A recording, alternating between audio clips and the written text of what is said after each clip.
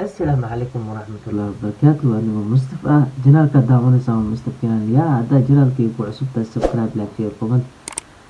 Saxaabi maanta waxaa inta loo soo fadhiistay maahan just reaction, maahan maxaan dhihi jiray film laga farcelinayo, maahan maxaan dhihi jiray hees laga farcelinayo. Kaliya waxaan usoo fadhiistay inaan ii mahadceliyo, yacni aan ila wadaago, aan idin dhaho Ramadaan Kariim.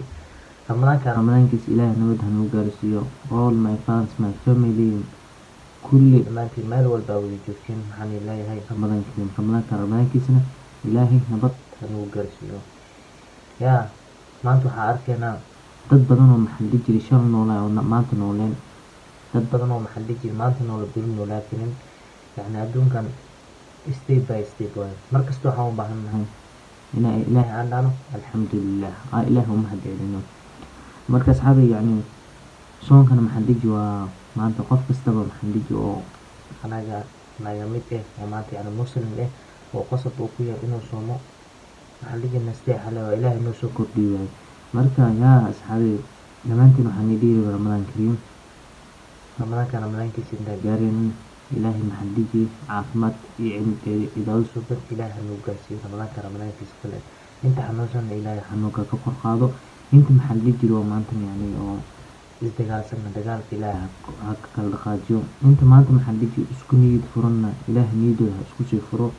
Maantan yacni in dad badan aan aragna isku dhacsan saan la dhahayo. Just waxaan leeyahay social media inta waxaa kusoo bandhigi lahayd mise waxaa kasoo sheegi lahayd, just waxaa ku fiican adigoo qarsado oo qalbigaaga ku qorsado.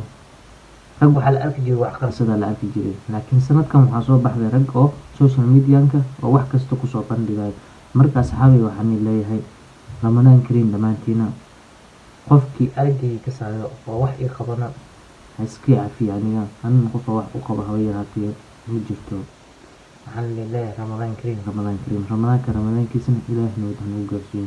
Caafimaad iyo cimri dheeri cibaado suubanna Ilaahay maxaan dhihi jiray anagoo nabad qabna ha noogu dhameeyo Ramadaankan. Midkiis kalena sidaas si ka fiican Ilaahay ha nagu gaarsiiyo. Waxaan igaaga tagayaa asxaabta sidaas iyo nabadgelyo. Peace.